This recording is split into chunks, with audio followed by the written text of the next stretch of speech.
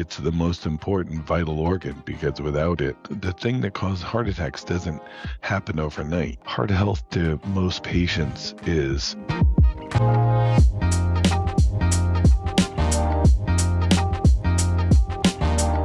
Hi, my name is Dr. Mark Berzansky. I'm a board-certified family doc in California, and let's talk about heart health today. When people hear heart health, what do they usually think it means? No idea. That's what 70% of patients will say.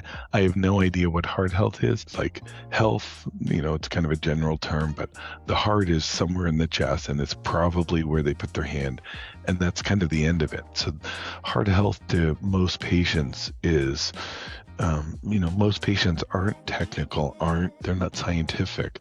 So heart health is kind of a vague term, I think, to most patients. To a doc, it's the engine of your body. Without it, blood doesn't move. Blood not moving, Bobo not live. It's the most important vital organ because without it, you have 5 minutes to say goodbye. So heart health is, to me, keeping the most important part of the body healthy so you can drive your spouse crazy when you're 80, so you can enjoy those moments with your grandchildren. So if someone feels fine, how likely is it that they could be developing heart problems? 100%. It's an engine. Everyone buys a car. No one says, oh, I've got an 85-year-old car, and everyone goes, hey, that thing moves. Everyone's like, oh, it still works. It still runs. It still starts in the morning. So when someone says, oh, I'm 85, my heart's good, I'm like, that. You have an 85,000-mile car. So a heart, to me, is like a warranty on the body. You keep your heart healthy and you can, drive the car longer. So getting the maintenance constantly for heart health, especially since you've mentioned as an engine, should it be exactly the same for your heart health? The analogy I always say is you have a warranty on your heart for about 40,000 miles. When you turn 40,000 miles, you then have to start doing the oil changes. I don't even know any of the parts of the engine, but whatever part you want tuned up. And then when you're 50, well, that's when you start bringing it in and getting overhauls done. You have to get your colonoscopy. You have to get your eyes checked. You have to make sure you don't diabetes.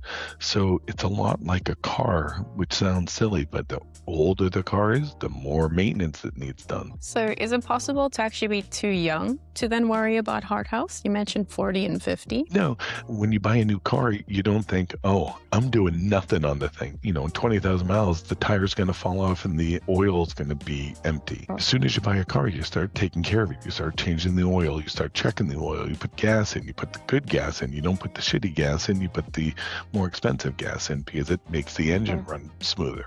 The analogy of the car kind of continues where you want to take care of your engine from day one. You don't want to do nothing for your car for 40 years and expect it to run well. You want to take care of your heart from day one. What heart attack warning signs do people most often miss? When you start exercising and you're feeling a chest tightness or you're more short of breath than you normally are, the heart is the engine that's pumping blood around. So when there's a constriction in one of those arteries, it makes it harder for that heart to beat. So people will develop chest pain. It's usually chest pain with activity. Now there's worrisome stuff that if you're not active, that's more worrisome. But the initial signs, it's usually when you're active. It's a lot easier to find a problem when the engine's revving really high versus when the engine is at a happy 60 beats a second and barely doing anything, to where it's 150 beats. And whatever the problem was at 60, it's amplified by twice, 3 times, 180. Chest pain, shortness of breath, you're diaphoretic, you're sweaty everywhere. And is this signs even before someone has a heart attack? Not just seconds before, but maybe even months. And months. The thing that causes heart attacks doesn't happen overnight. It's something small and it gradually builds up. It's like wear and tear on your car tires. And this is general because there's a lot of causes of heart attacks, but general rule of thumb is it happens over time. So you'll start having maybe once a week you'll have the symptoms, and then it'll a few months later it'll go to almost every day, and then all of a sudden it'll go to 3 times a day. So it's something that happens over time. At what point do you think someone needs to actually start, okay, well, something's wrong, I should probably get this checked out? The way healthcare is going right now, people only want to be seen when they have to be seen. Medicine was invented to prevent bad stuff from happening.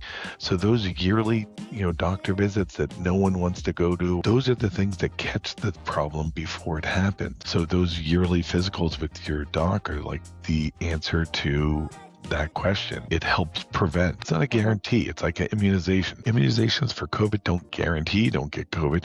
It just helps you prevent from dying from COVID. And it's not a guarantee, just like going to your doctor's appointments every year. It's not a guarantee, but it really helps your odds.